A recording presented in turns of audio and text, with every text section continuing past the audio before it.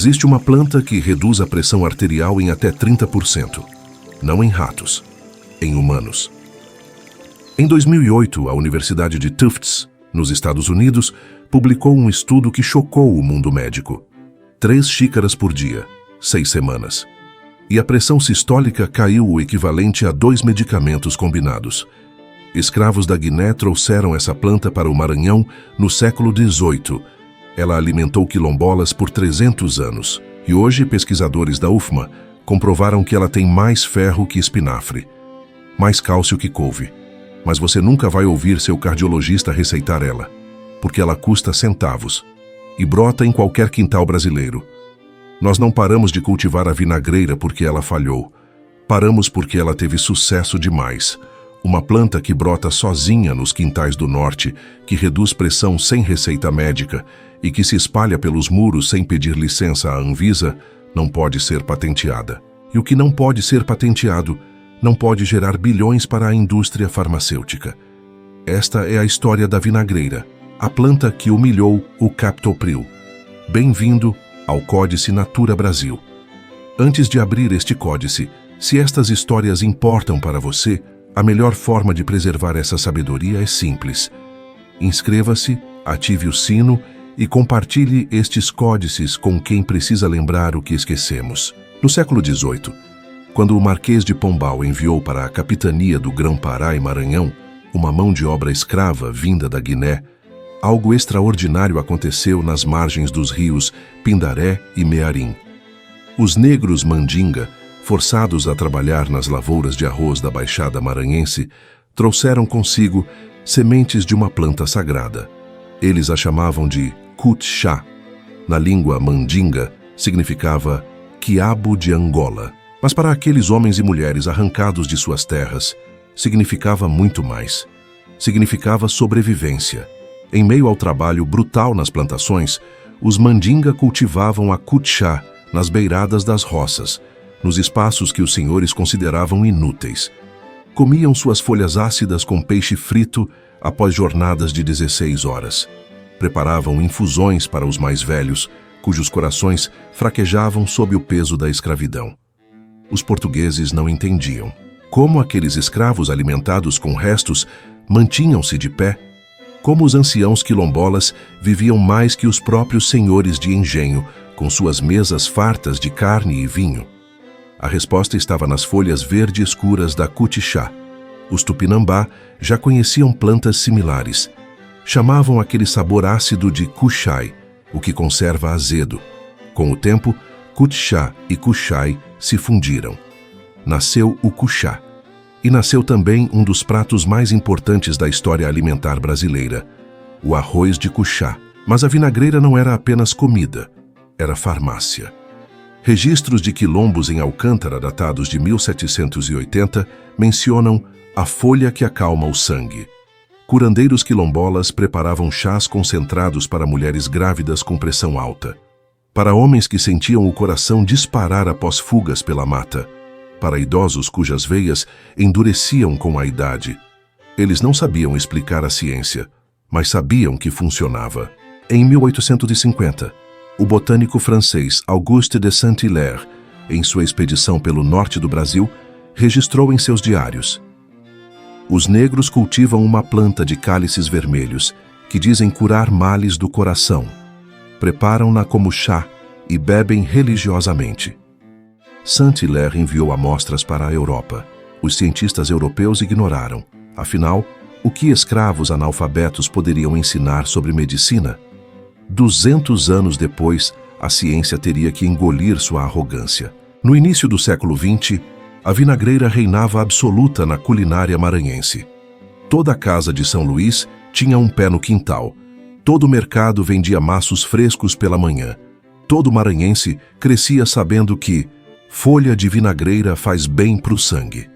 Em 1920, a vinagreira era vendida em cada esquina da capital. Negras de ganho carregavam bacias na cabeça com arroz de cuxá fumegante.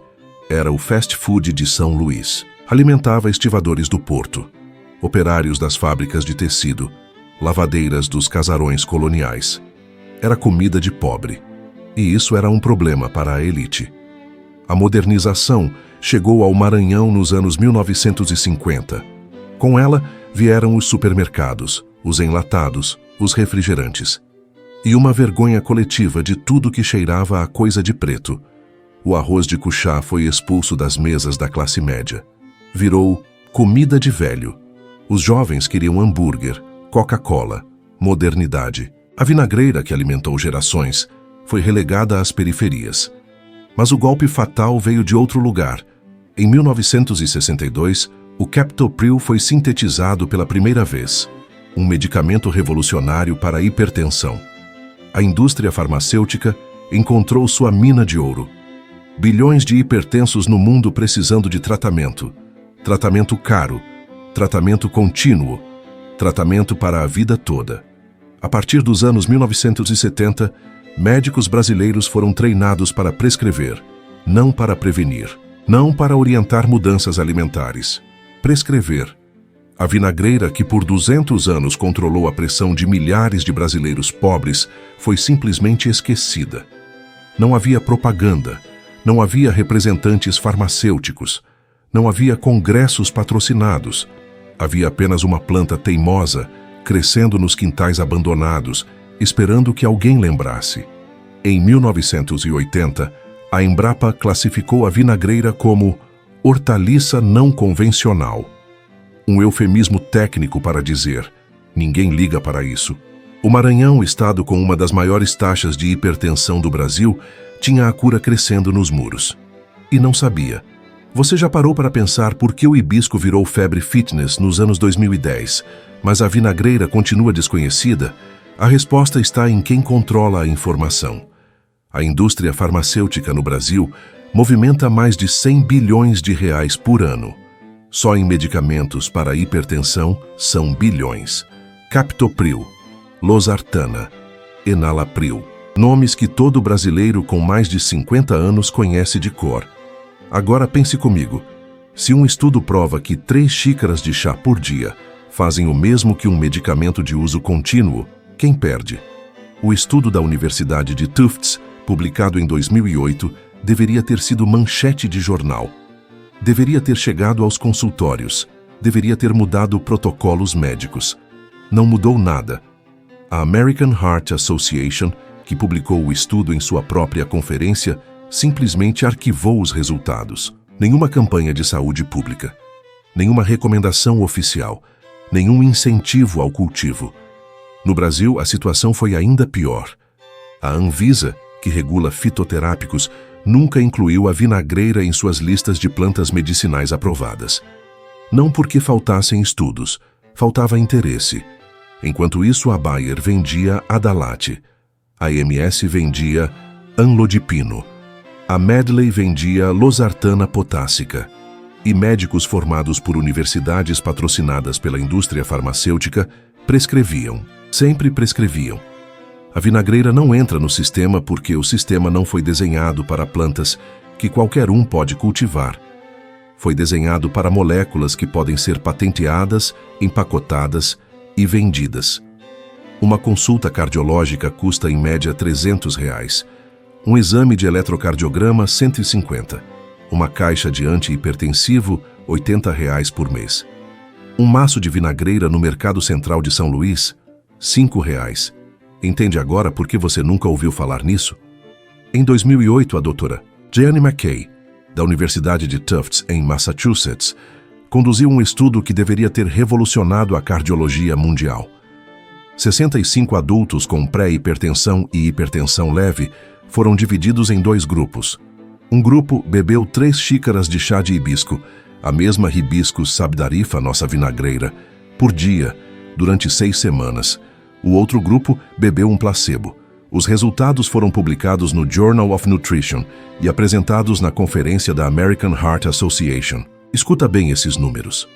O grupo que bebeu o chá teve uma redução média de 7,2 ml/h na pressão sistólica. Pode parecer pouco para quem não entende de cardiologia, mas essa redução é comparável ao efeito de medicamentos como captopril e hidroclorotiazida. Mais impressionante ainda, nos participantes com pressão mais alta, a redução chegou a 13,2 mg na sistólica e 6,4 mg na diastólica. 13 pontos. Com chá. Estudos posteriores na Nigéria compararam diretamente o extrato de vinagreira com lisinopril e hidroclorotiazida. O resultado? A vinagreira teve 76% de eficácia na redução da pressão arterial. 76%. Comparável aos medicamentos, sem os efeitos colaterais. Porque tem efeito colateral, né? Captopril causa tosse seca em 20% dos pacientes. Hidroclorotiazida depleta potássio e causa cãibras. Losartana pode causar tontura e hipotensão. A vinagreira? Nenhum efeito adverso significativo em nenhum estudo clínico publicado até hoje.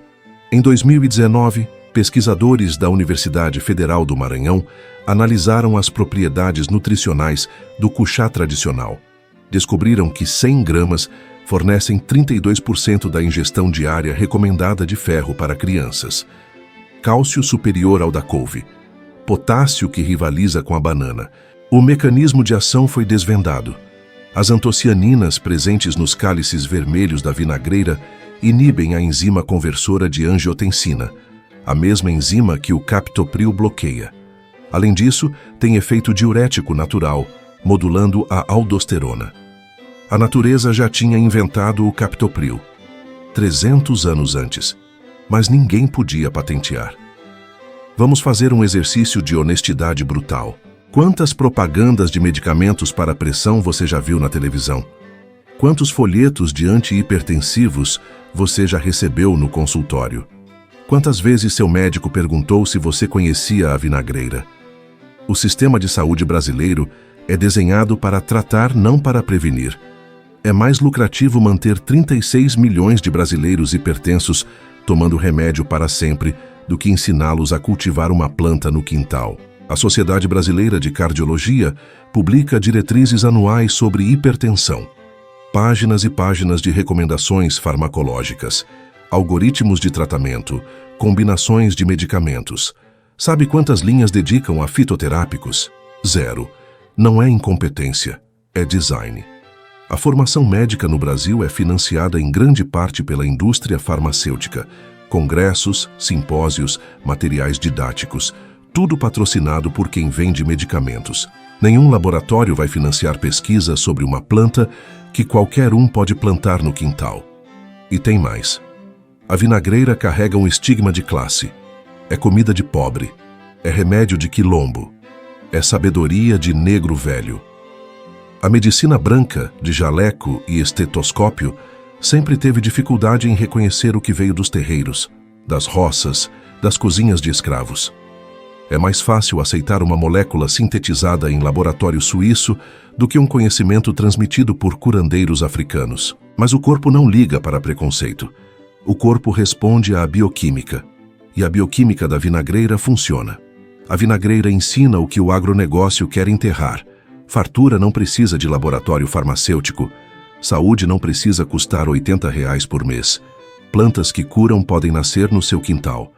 Mas culturas que tratam hipertensão sem receita médica são perigosas para o lucro.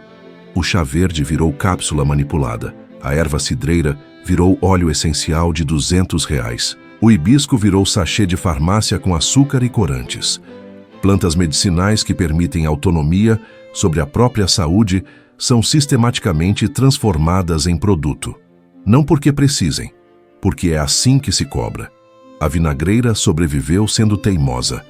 Ela continua brotando nos quintais de São Luís, continua sendo vendida no mercado central, continua fazendo parte do arroz de cuchá que avós maranhenses preparam para os netos. Mas a maioria dos brasileiros hipertensos nunca ouviu falar dela. Nunca viram o estudo de Tufts. Nunca souberam que 3 xícaras por dia podem mudar suas vidas.